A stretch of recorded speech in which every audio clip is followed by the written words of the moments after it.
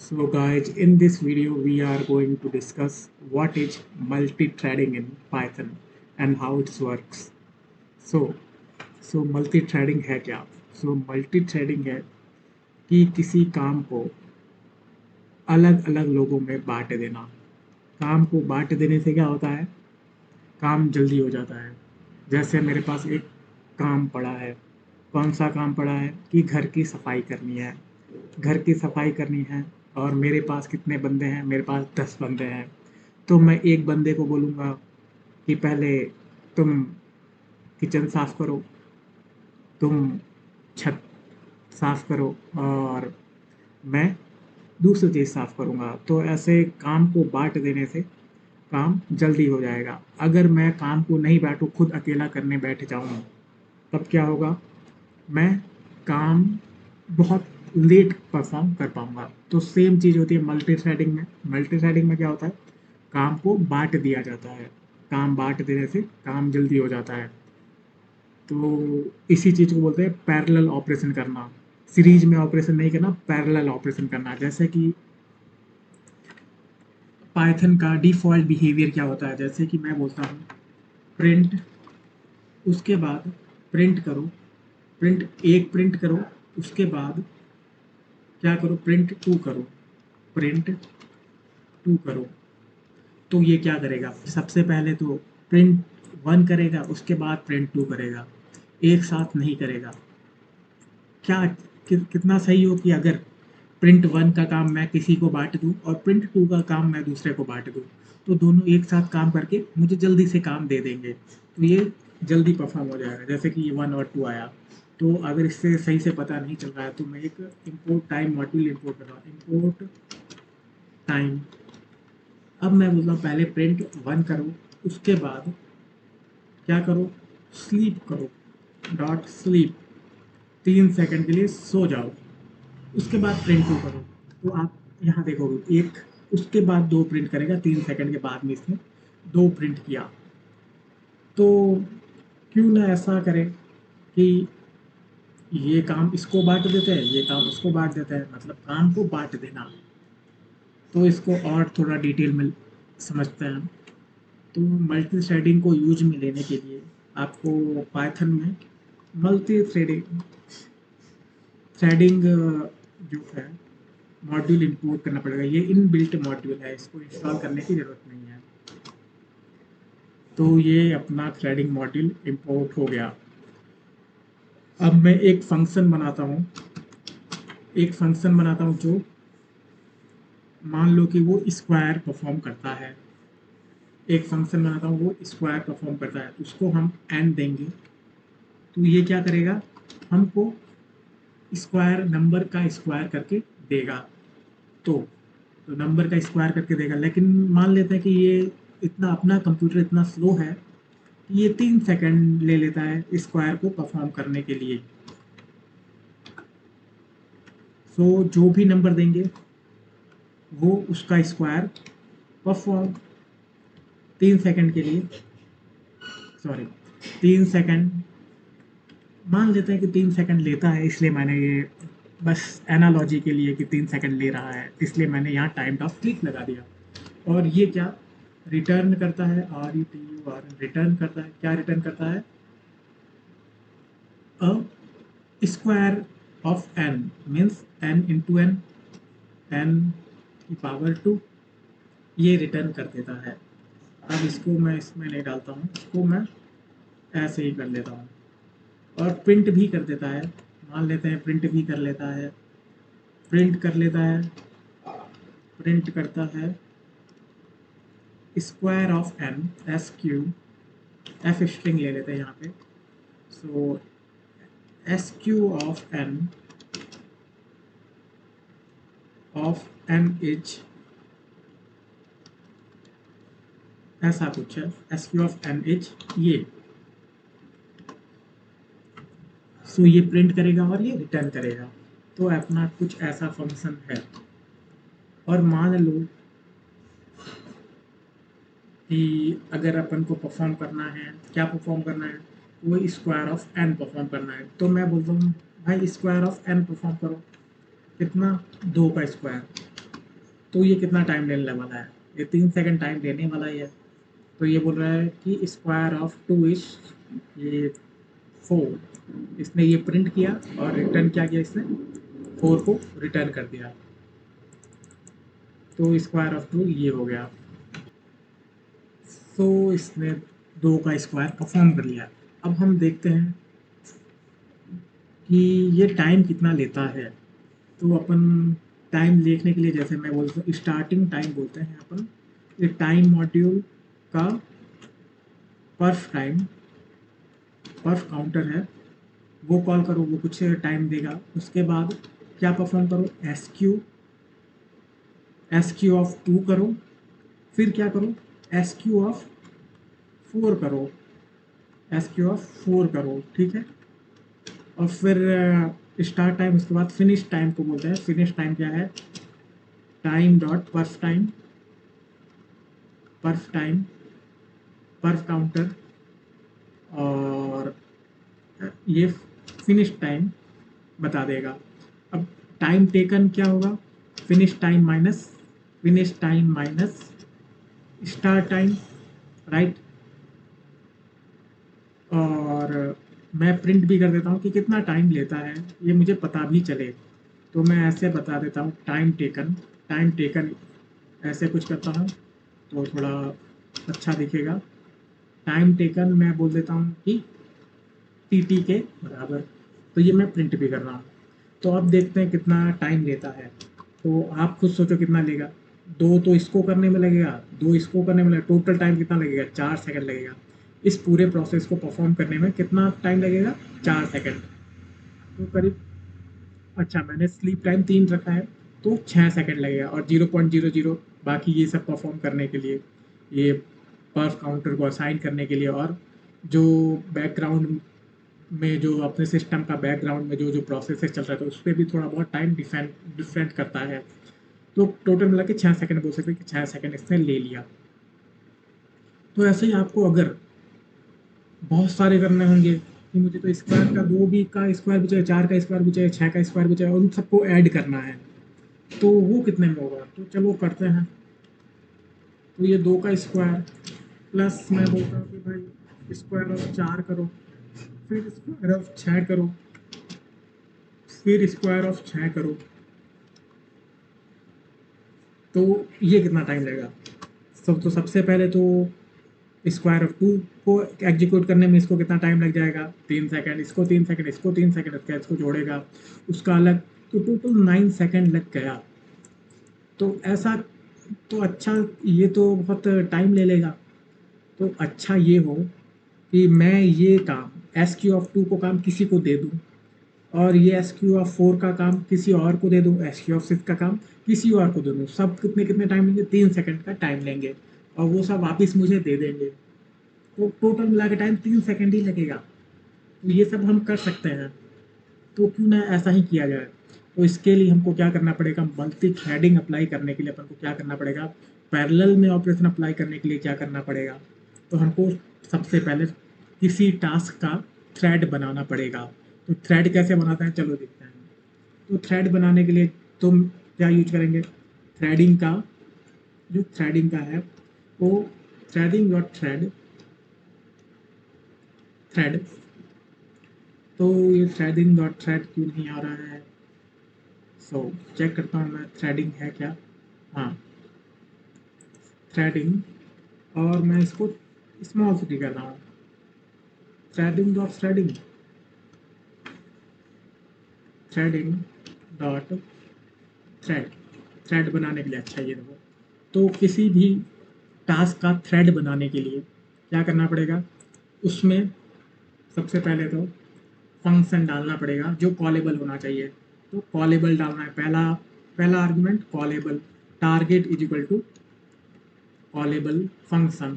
सो मेरा फंक्शन क्या है, एस क्यू फंक्शन है, स्क्वायर। उसके बाद इसका आर्ग्स क्या होगा, आर्ग्स मतलब इसका आर्ग्यूमेंट क्या क्या है।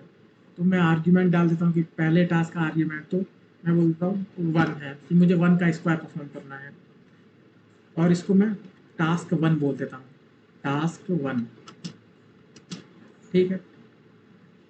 अब T2 को बोलता हूँ मैं, इसको मैं कॉपी पेस्ट कर रहा हूँ ऊपर वाले को, कंट्रोल शिफ्ट डाउन एरो। तो ये अब मेरा जुपाइटर में पता नहीं क्यों नहीं काम कर रहा है, तो मैं कंट्रोल सी और कंट्रोल वी, तो मैं 3 कर लेता हूँ। और T2 इसको मैं नाम देता हूँ, इस थ्रेड को नाम दे देता हूँ कि T2, ये 2 कर दिया इसने। और इसको थ्रेड को नाम दे देता हूँ कि T3, इसको मैंने बोल दिया 3। तो मुझे 1 का स्क्वायर निकालना है, 2 का स्क्वायर निकालना है, 3 का स्क्वायर है। तो अब थ्रेड बना दिया मैंने। थ्रेड कैसा बनाया है? टास्क का बनाया है। उस टास्क क्या है? पहला थ्रेड थ्रेड क्या काम करता है? पहला थ्रेड को काम मिला है कि SQ ऑफ 1, उसके बाद SQ ऑफ 2, SQ ऑफ 3, ऐसा काम थ्रेड को मिला है। तो चलो, ये अपना काम हो गया।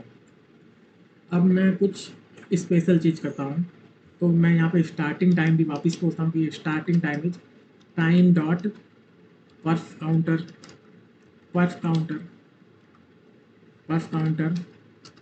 और फिर मैं बोलता हूँ कि T1 dot start. T1 dot start का मतलब हम इंस्ट्रक्शन दे देंगे कि भाई काम चालू करो। T1 को बोल देंगे, टास्क T1 को बोल देंगे कि काम चालू करो। तो T1 अपना काम चालू कर देगा, थ्रेड 1 अपना काम चालू कर देगा। फिर T2 को बोल देंगे कि काम चालू करो, स्टार्ट, तो ये अपना काम चालू कर देगा। फिर T3 को बोल देंगे कि अपना काम चालू करो, तो ये अपना काम चालू कर देगा। अब फिनिश टाइम क्या होगा? टाइम डॉट पर्फ काउंटर, तो ये भी पर्फ काउंटर हो गया। सो टाइम टेकन को मैं बोल देता हूँ time taken is equal to finish time minus start time, और प्रिंट कर देता हूँ कि time taken is equal to time taken is actually TT। तो ये टाइम टेकन है अपना। तो इसमें आपको, मैं एग्जीक्यूट करने से पहले आप खुद सोचो कि ये कितना टाइम लेगा। मैं T1 को बोला हूँ टाइम काम चालू कर दो, T2 को बोला हूँ काम चालू कर दो, T3 को बोला हूँ काम चालू कर दो। तो कितना टाइम लेना चाहिए? एक टास्क को कंप्लीट होने में टोटल कितना टाइम लगता है कि 3 सेकंड टाइम लगता है। यहाँ पे मैंने स्लीप इक्वल टू 3 लगाया, लगभग 3 सेकंड टाइम लगता है। तो कितना टाइम लगेगा? So must be an iterable not int. So ये बोल रहा है कि जो आर्ग्यूमेंट, अच्छा, सो यहाँ पे एक आइटरेबल होना चाहिए। सो मैं लिस्ट दे देता हूँ इसको, इस ये आइटरेबल होना चाहिए, ना कि इंटीजर होना चाहिए। सो ये मैंने आइटरेबल इसको दे दिया। फिर अब मैं देखता हूँ, तो ये बोला सिर्फ और सिर्फ 0 सेकंड लगा। उसके बाद थोड़ी देर बाद प्रिंट हुआ ये सब, आप देख सकते हैं। SQ of 1 each, SQ of 2 each, SQ of 3 each, 0 second ही लगा। मतलब ये सारे टास्क परफॉर्म करने के लिए 0 सेकंड ही लगा। तो आप बोलो ये कैसे हो सकता है? कम से कम 3 सेकंड तो लगना ही चाहिए, क्योंकि एक टास्क को कंप्लीट करने के लिए 3 सेकंड तो कोई भी लेगा ही लेगा। तो कम से कम 3 सेकंड लगना चाहिए। तो हाँ, 3 सेकंड लगना चाहिए टास्क परफॉर्म होने में, पूरा कंप्लीट होने में। टर्मिनल को, थ्रेड को टर्मिनेट होने में लगेगा, ना कि अपन बोलने में लगेगा कि काम चालू करो, काम चालू करो। ये इसका T1 डॉट स्टार्ट का मतलब सिर्फ ये बोल रहा है कि काम चालू करो, और फिर कुछ नहीं, T1 को बोल दे काम चालू कर दो। इतना बोलने में कोई टाइम नहीं लगेगा। अब वो काम करे या नहीं करे, वो हजारों सालों में करे नहीं करे, बस इसने, इसका काम था बोलना, बोल दिया। अब T2 डॉट स्टार्ट, इसका भी काम चालू करो। T3 डॉट स्टार्ट की काम चालू करो। अब वो पीछे कुछ भी कर रहे हो, थ्रेड कुछ भी कर रहे हो, उससे कोई मतलब नहीं है। जब कर देंगे तो उसका एग्जीक्यूशन का रिजल्ट यहाँ पे आ जाएगा। प्रिंट में एग्जीक्यूशन का जो भी अंदर परफॉर्म हो रहा है, जैसे जैसे वो एग्जीक्यूट हो रहा है, थ्रेड जैसे जैसे अपना टास्क एग्जीक्यूट कर रहा है, वैसे वैसे उसका आउटपुट कंसोल पे आ जाएगा। या कुछ भी उसको नहीं भी आना हो, किसी असाइन करना हो, अलग टास्क हो, कोई भी टास्क हो, वो होता रहेगा।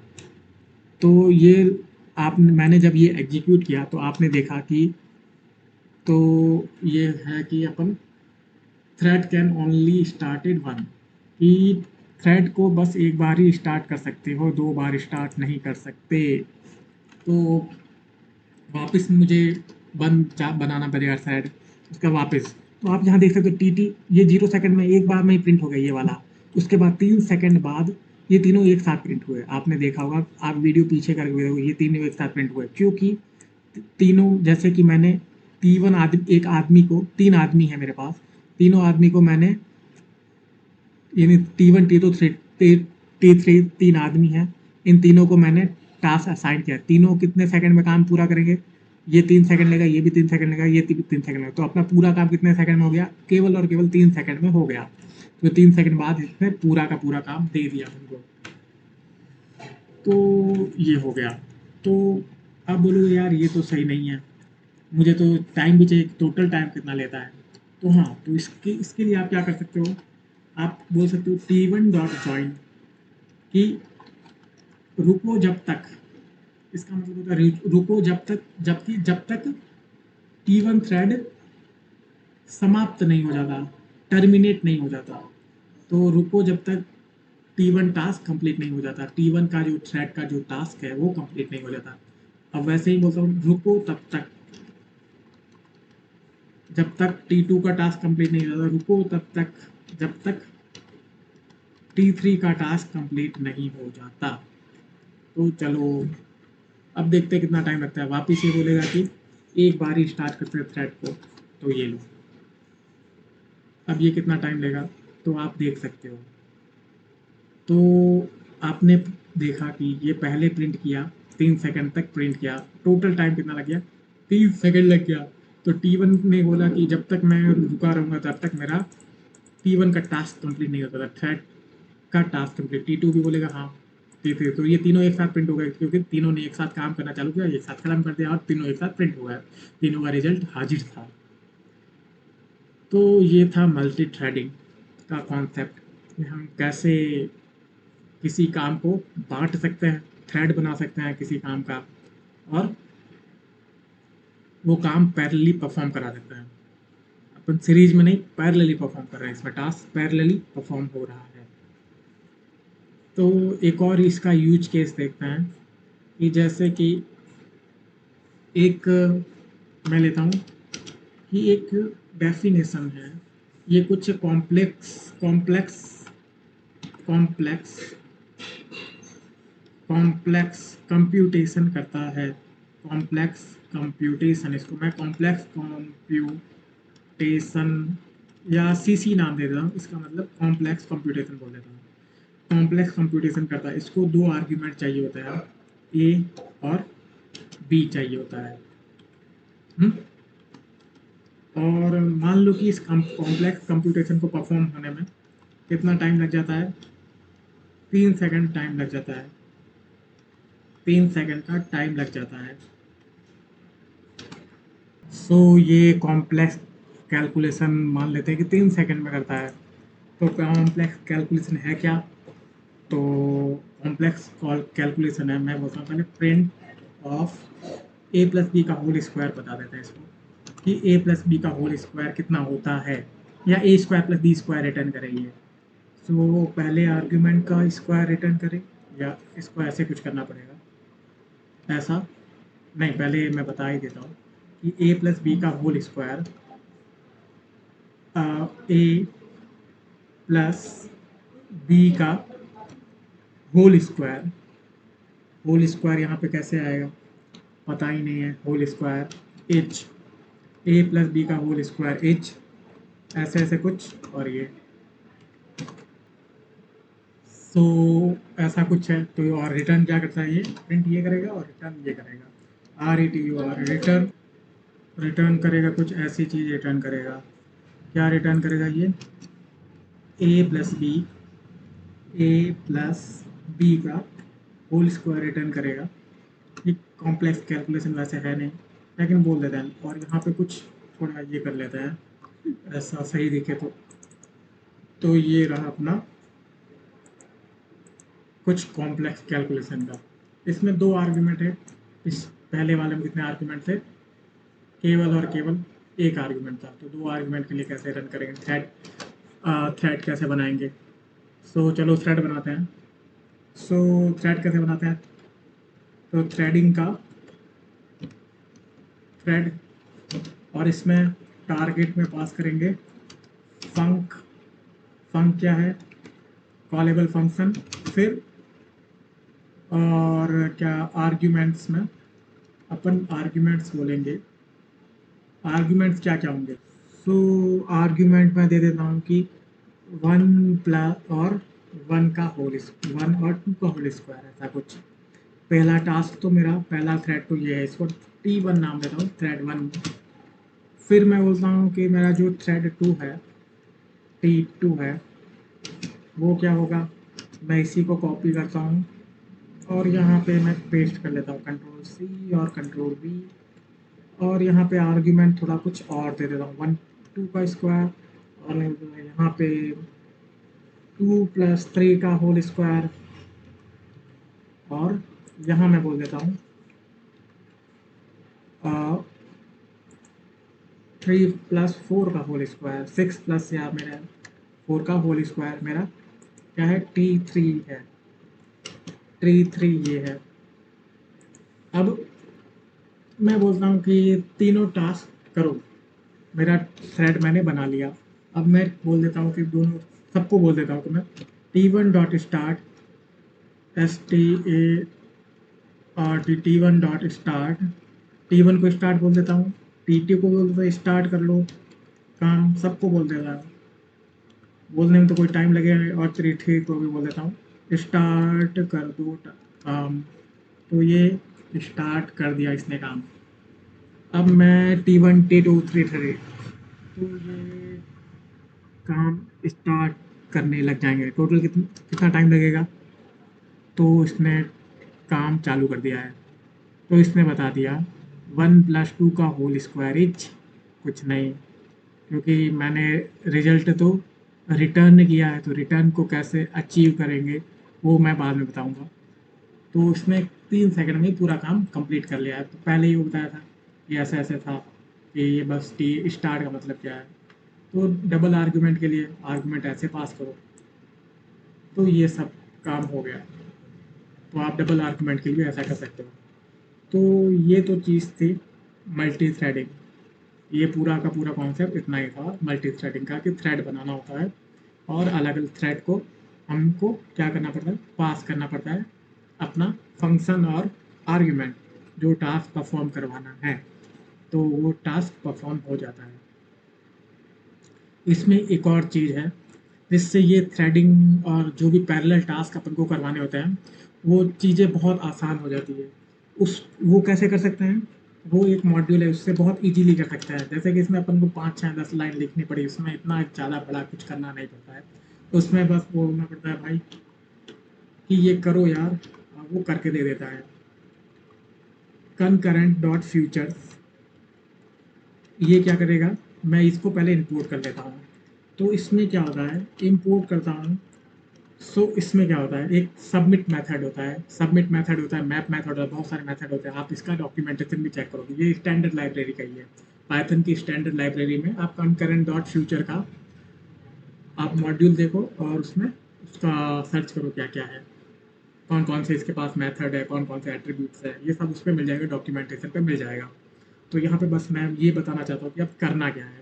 तो मैं बोलूँगा भाई विद ये concurrent डॉट फ्यूचर क्या करता है कि पैरेलल टास्क को करवा देता है। सबमिट मेथड और मैप मेथड, बहुत सारे मेथड होते हैं, अलग अलग तरीके से करवाता है। तो पहले सबमिट मेथड का यूज में लेते हैं। तो concurrent dot future dot FUTURE future dot, यहाँ पे process full thread pool executor, तो मुझे थ्रेड पुल एग्जीक्यूटर चाहिए। थ्रेड पुल एग्जीक्यूटर एज, मैं बोल देता हूँ एज ई, थ्रेड बनाओ, ये concurrent dot feature dot thread pool executor as E, तो अपना ये एग्जीक्यूटर बन गया।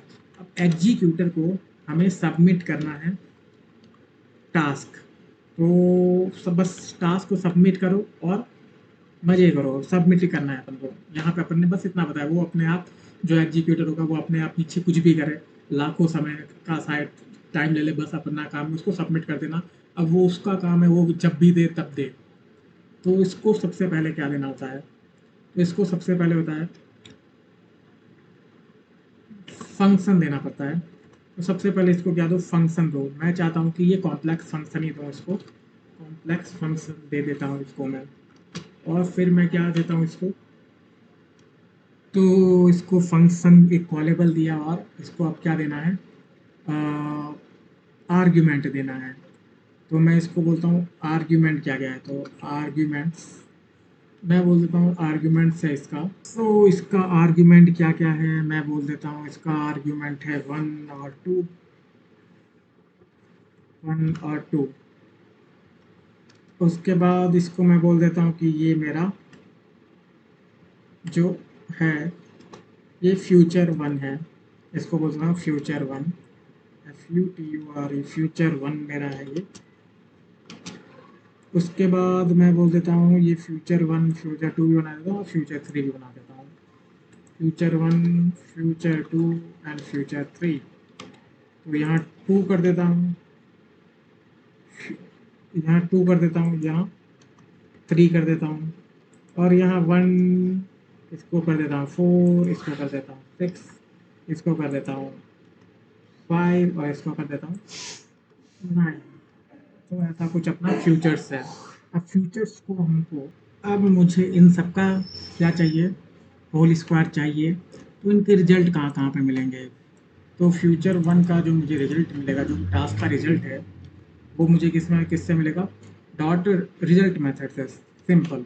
तो future 1 dot result, RESULT result, इसको मैं इसमें स्टोर कर लेता हूँ कि ये मेरा T1 है या A है, A इज इक्वल टू ऐसा कुछ है, और B इज इक्वल टू ऐसा कुछ है। फ्यूचर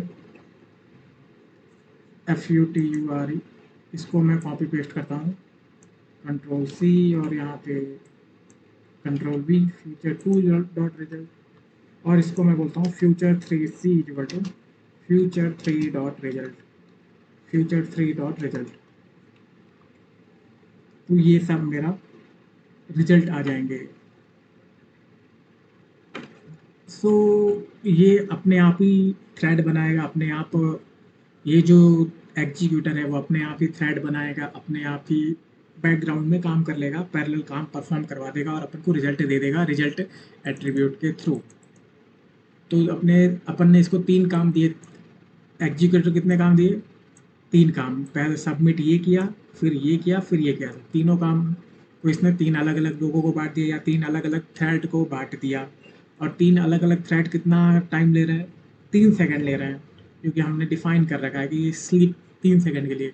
तो टोटल काम 3 सेकंड में हो जाएगा, पूरा का पूरा ये तीनों काम 3 सेकंड में हो जाएगा। अगर अपन सीरीज वाइज कर दे तो वो 3 second plus 3 second plus 3 second 9 second लेता। अब मान लो कि मेरा आंसर है या ANS है, वो मुझे कुछ ऐसा चाहिए था, ANS इक्वल टू A+B+C, ऐसा कुछ चाहिए था। तो इजीली मैं लास्ट में बोलता हूँ कि प्रिंट प्रिंट PRINT प्रिंट, क्या प्रिंट करना है इसको, इसको प्रिंट करना है, आंसर को प्रिंट करना है। मैं असाइन इसलिए कर रहा हूँ क्योंकि फ्यूचर ये सब इस ब्लॉक के अंदर ही रहेंगे। जो भी थ्रेड को एग्जीक्यूटर में ने जो भी परफॉर्म किया और जो भी रिजल्ट आया, वो सब केवल और केवल थ्रेड के अंदर ही रहेंगे। तो इसलिए फ्यूचर का रिजल्ट को मैंने एक वेरिएबल में असाइन कर दिया। तो वेरिएबल में असाइन करने से अपन को इसका एक्सेस सब जगह मिल जाएगा। तो ऐसा कुछ था। तो आंसर अगर ये होगा, तो अगर नॉर्मल तरीके से करते तो टोटल 9 सेकंड लेता। अब कितना सेकंड लेगा, तो चलो चेक कर लेते हैं। तो starting time is equal to वही time dot perf time, perf counter, और फिनिश टाइम को भी मैं बोल देता हूँ time dot perf counter. Time dot perf counter और तो time taken is finish time minus start time, तो टोटल टाइम टेकन। और मैं इसको प्रिंट भी कर लेता हूँ कितना टाइम लिया है इसने। तो टाइम टेकन को थोड़ा मैनर में मैं प्रिंट करता हूँ कि टाइम टेकन कितना टाइम लिया इसने। इसने टाइम लिया टोटल टी टाइम लिया। तो अब मैं इसको एग्जीक्यूट करता हूँ, ये कितना टाइम देगा ये भी एग्जीक्यूट पता चल जाएगा, आंसर भी अपन को पता चल जाएगा। तो इसने बोला कि ये इसका तो जो आंसर था वो तो 99 है और टाइम केवल 3 सेकंड लिया। हालांकि मुझे एक टास्क परफॉर्म करने में कितना टाइम इंडिविजुअली एक 3 सेकंड लग रहा था, तो लेकिन पैरेललिज्म की मदद से, स्केलेबिलिटी की मदद से हमने इसको क्या कर दिया, 3 सेकंड में सारे काम कंप्लीट कर लिए।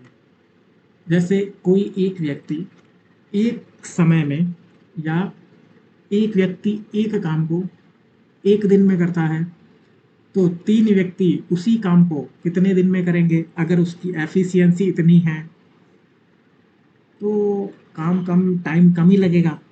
तो ये बात हुई, तो 3 सेकंड में काम हो गया। अब मेरा आपको मैं एक टास्क देता हूँ कि आपको एक फंक्शन बनाना है, डेफिनेशन। वो क्या करे, एडिशन परफॉर्म करे, कितने भी नंबर उसमें आर्ग्यूमेंट हो सकते हैं, आर्क्स होने चाहिए, कितने भी आप दो, वो सबका एडिशन परफॉर्म करके उसको रिटर्न करे। और मान मान आपको क्या करना है, ऐड नहीं करना है, ऐड स्क्वायर करना चाहिए, square add, square add function बनाना है आपको, ऐड फंक्शन बनाना है। और उसमें जितने भी नंबर दें उसको स्क्वायर करके ऐड कर ले, मतलब कि वो कुछ ऐसा परफॉर्म करे जैसे कि मैंने 1 दिया, ए दिया, बी दिया और सी दिया और डी दिया, तो ये ए का स्क्वायर प्लस बी का स्क्वायर, ए स्क्वायर प्लस बी का स्क्वायर प्लस बी स्क्वायर और सी स्क्वायर, जितने भी आर्गुमेंट दे उस वो, तो ये रिजल्ट आना चाहिए, A square plus B square plus C square. अगर 4 आर्गुमेंट दे तो A square plus B square plus C square plus D square, सबका स्क्वायर करके ऐड कर दे और वो रिजल्ट रिटर्न करे। तो ऐसा फंक्शन बनाना है। और आपको इसमें एक फंक्शन की मदद लेनी है, स्क्वायर फंक्शन की, और सपोज करना है उसको ऐसा बनाना है कि वो 3 सेकंड ले टाइम, वो टाइम कितना सेकंड ले, 3 सेकंड टाइम ले। तो ऐसा कुछ आपको करना है। सो आई थिंक, और 3 सेकंड और इसमें पैरेललिज्म का भी यूज करना है। सो ये तो आपका टास्क था और ये पूरा अपना आपका मल्टी थ्रेड था। तो आप परफॉर्म करो, तब तक मैं पॉज करता हूँ और इसके कोड लिखता हूँ, और आप भी पॉज करो और कोड लिखो। उसके बाद आपका सेम है तो आपके आंसर जल्दी आ रहा है और उसमें टाइम भी कैलकुलेट हो जाए, ऐसा भी करना। तो चलो पॉज कर लेते हैं, मैं भी पॉज कर। सो ये इसका कोड है, स्क्वायर को ऐड करना था। तो सबसे पहले मैंने क्या किया, जितने भी आर्ग्यूमेंट है उस उसके रेस्पेक्ट में हमको फंक्शन को रन करना है, और जितने भी आर्ग्यूमेंट है उसका स्क्वायर निकालना था। तो एक स्क्वायर निकालने पर हमको 3 सेकंड लग रहा था, तो जितना भी आर्ग्यूमेंट दूँ उतने थ्रेड बनाते हूँ मैं। तो मैंने वही किया, concurrent dot future dot thread pooling as executor. अब सारे जितने भी आर्ग्यूमेंट्स हैं उनको मैं सबमिट करूँ एक एक करके, ई डॉट सबमिट एग्जीक्यूटर को मैंने सबमिट कर दिया कि आर्ग्यूमेंट फॉर आर्ग इन आर्ग एक आर्ग्यूमेंट डालो, फिर दूसरा आर्ग्यूमेंट के लिए दूसरा भी डालो, तीसरा, और लास्ट में मैंने इसको मैंने यहाँ पे बाहर एक लिस्ट बनाई है फ्यूचर नाम की, उसमें प्रोसेस सारे स्टोर हो रहे हैं। या आप ये फ्यूचर यहाँ पे मत बनाओ, या इधर भी अंदर भी बना सकते हो। तो मैं इसको ज़्यादा सही यहाँ पे था ये, क्योंकि हम फ्यूचर को अपन अंदर यूज नहीं कर, बाहर यूज करना नहीं चाहिए, ये एरर थ्रो कर सकता है, क्योंकि ये सारे के सारे थ्रेड इसी विद ब्लॉक के अंदर ही परफॉर्म होंगे। सो मैंने फ्यूचर के अंदर डाल दिया, इस प्रोसेस को, एफ प्रोसेस को, उसके दूसरे आर्ग्यूमेंट के भी प्रोसेस को मैं इसमें अपेंड करूँगा। जितने भी आर्ग्यूमेंट के प्रोसेस है इसमें अपेंड कर दूंगा, या इसको क्या बोलते हैं, थ्रेड या फ्यूचर्स के अंदर डाल दूंगा। फिर मुझे ऐड करना है एक्चुअली में, तो मैं result is equal to 0 for F in futures, और फ्यूचर्स में ही रिजल्ट है, एफ डॉट रिजल्ट इज ये, रिजल्ट इज इक्वल टू ये और ये प्रिंट भी कर लेता हूँ मैं, प्रिंट रिजल्ट को प्रिंट कर रहा हूँ और रिटर्न कर रहा हूँ कि रिजल्ट रिटर्न भी करे। और मैं इसको देखता हूँ कितना टाइम लेता है, एस क्यू ऐड कितना टाइम लेता है। मैं 1 और 2 करता हूँ, तो ये 1 का स्क्वायर प्लस 2 का स्क्वायर दे देगा, तो इसने कुछ 5 दे दिया, और टोटल टाइम कितना लगा, 3 सेकंड लगा टाइम। अब मैं इसमें 3 भी डाल देता हूँ, 4 भी डाल देता हूँ, 5 भी डाल देता हूँ, कितना टाइम लगेगा, तो केवल 3 सेकंड लगा। और इसने स्क्वायर ऐड करके स्क्वायर करके दे दिया, मतलब स्क्वायर का ऐड कर दिया। तो इसका एक फार्मूला भी होता है, इसका फार्मूला क्या होता है, n+1 ऐसा कुछ ही होता है क्या, n क्या होता है इसमें, 5 इंटू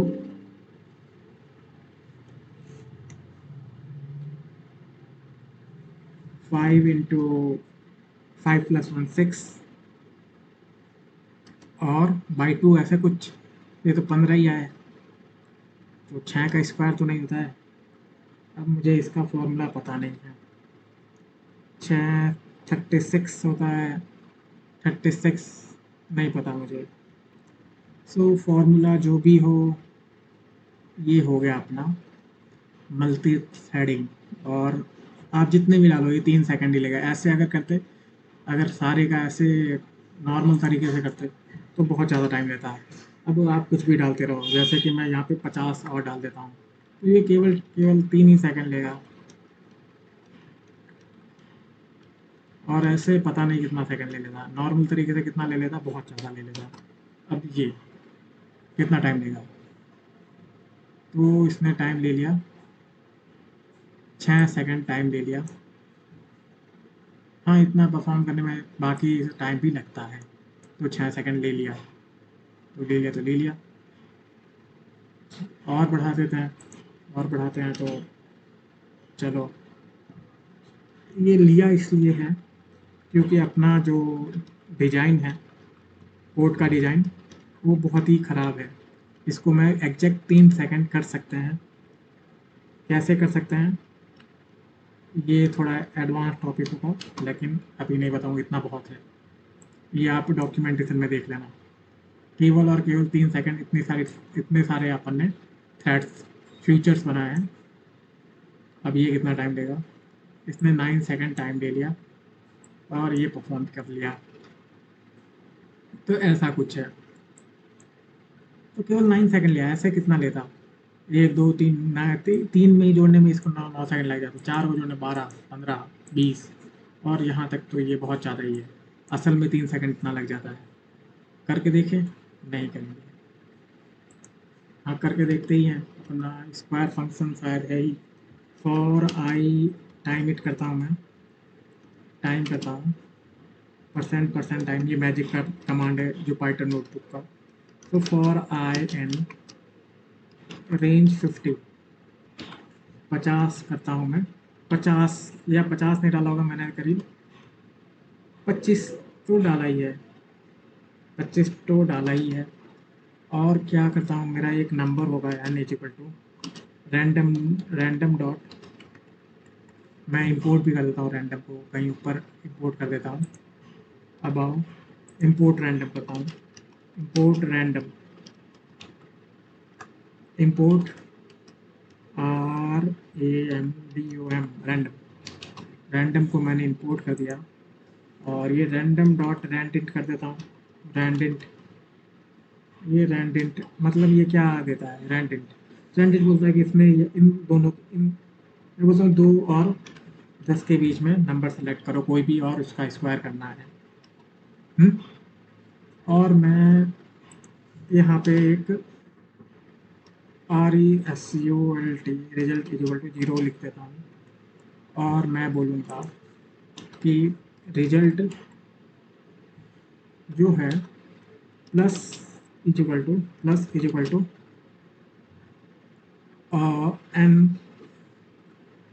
एन जो है एन का स्क्वायर उसमें ऐड कर लो और लास्ट में क्या प्रिंट करो, रिजल्ट ही प्रिंट कर दो, प्रिंट रिजल्ट ही प्रिंट कर दो। देखो अब इसमें कितना टाइम लगता है, तो इसने बहुत जल्दी कर दिया 1095 सेकेंड में, क्योंकि स्क्वायर का यहाँ पे बहुत जल्दी परफॉर्म हुआ भी है। और एक और काम करता है, क्या करना है, 1 सेकेंड पहले ये आपको बता देता है, रैंडम डॉट रैंडिट करता गया है, तो ये ऐसा कुछ करता है। अभी 6 दिया, मतलब 2 और 10 के बीच में कोई भी नंबर सेलेक्ट करेगा, 2 भी सेलेक्ट कर सकता है, 10 भी सेलेक्ट कर सकता है, कुछ भी सेलेक्ट कर सकता है। तो 3 सेलेक्ट किया, और क्या सेलेक्ट करेगा, अब करेगा कुछ रैंडमली सेलेक्ट करेगा। मैं पूछता हूँ 2 और 3 के बीच में सेलेक्ट करो, 2 और 3 के बीच में इंटीजर ही सेलेक्ट करेगा, ये तो रैंड इंट है, नाम से पता चल रहा है। इसने 3 सेलेक्ट कर लिया, अब 2 सेलेक्ट कर लिया, 3 सेलेक्ट कर लिया, यानी ये दोनों इंक्लूसिव होता है, एक्सक्लूसिव नहीं होता है। तो रैंड इंट ये काम करता है। अब मैं इसको बढ़ा के करता हूँ, 100 कर देता हूँ भाई, ऐसा कर। अब 1 मिली सेकेंड ही लिया। अब मैं इसको थोड़ा पावर अच्छा कर देता हूँ कि 20 में से लेके 100 के बीच में कर, और अब कितना टाइम लेगा, तो बहुत कम टाइम ले रहा है, इतना फास्ट अपना कंप्यूटर है। सो अब ये 200 से 100 के 200 से 1000 के बीच में ले और परफॉर्म कर। सो परफॉर्म करने में इसको थोड़ा भी टाइम नहीं लग रहा है, रेंज अच्छा, और ये रेंज 1000 कर देता हूँ तो 999 माइक्रो सेकेंड लगा। 1,00,000 कर दे तो 10,000 कर दे तो 6 मिली सेकेंड, 1,00,000 कर दे तो अब थोड़ा टाइम लगेगा, सिर्फ मिली सेकेंड है, मतलब 1 सेकेंड अभी भी नहीं लगा है।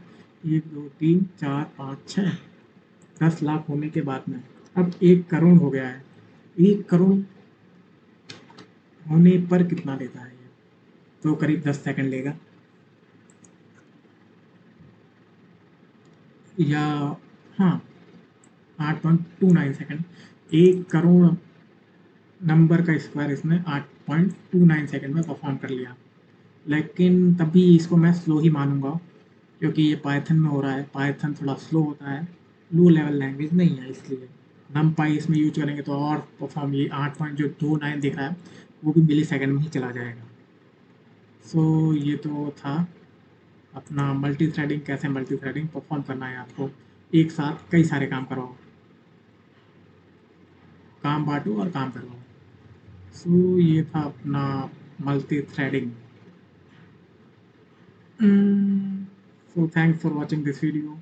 इस वीडियो में मल्टी थ्रेडिंग तो कवर कर दिया है, अब मैं मल्टी मल्टी प्रोसेसिंग का भी कॉन्सेप्ट मैं लाऊंगा। वो मल्टी थ्रेडिंग और मल्टी प्रोसेसिंग का वर्किंग तो सिमिलर है, कोड तो सिमिलर है, बिल्कुल सिमिलर है, मतलब 90% सिमिलर है, इसका सिंटैक्स सिमिलर है, वर्किंग इसकी सिमिलर है, लेकिन थ्रेडिंग क्या होता है और प्रोसेसर क्या होता है, थ्रेड क्या होता है, ये थोड़ा वास्ट टॉपिक है ऑपरेटिंग सिस्टम का। ये ऑपरेटिंग सिस्टम बोल दो या किसका बोल दो, VHDL का भी ये वास्ट टॉपिक है, और प्रोसेसर्स का भी वास्ट टॉपिक है कि ये है क्या। तो इतना सोचना नहीं है कि थ्रेडिंग में क्या है, प्रोसेसिंग क्या है। थ्रेडिंग को बोल दो कि ये छोटे छोटे काम करता है। थ्रेडिंग के लिए अगर छोटे छोटे काम हैं तो थ्रेड बना लो, अगर बड़े काम है, बहुत बड़े काम है, बड़ा काम मतलब कि एक एल्गोरिदम बन रहा है, एल्गोरिदम में सारे के सारे कॉम्बिनेशन में से बेस्ट कॉम्बिनेशन को सर्च करना है, तो इसको माना जाएगा कि हाँ भाई ये बहुत बड़ा काम है। अगर उसमें जैसे रूबिक क्यूब है, रूबिक क्यूब में कितने कितने कॉम्बिनेशन हो गए, और उसमें से बेस्ट मूव अगर आपको सर्च करना पड़ेगा तो आप थ्रेड उसमें यूज़ नहीं करोगे। अगर आप अपने कंप्यूटर का प्रोसेसर यूज़ कर रहे हो तो उसमें थ्रेड यूज़ तो नहीं करोगे, ये थ्रेड की पावर उतनी नहीं होगी कि वो रूबिक क्यूब की क्या कर ले, बेस्ट मूव हासिल कर ले। कि बहुत सारे कॉम्बिनेशन, बहुत सारे मूव हो सकते हैं और बेस्ट मूव उसमें से देखना प्रोसेसर का काम होगा। तो प्रोसेसर, बड़े काम के लिए प्रोसेसर को दे दो काम, छोटे काम में तो थ्रेड को काम दे दो। जैसे जोड़ना घटाना तो थ्रेड का ही काम होगा, डाउनलोड करना थ्रेड का काम होगा, थ्रेड का काम होगा। प्रोसेसर को भी दे सकते हो, तो ये सब था। तो मल्टी प्रोसेसिंग का भी वीडियो मैं जल्दी लाने वाला हूँ।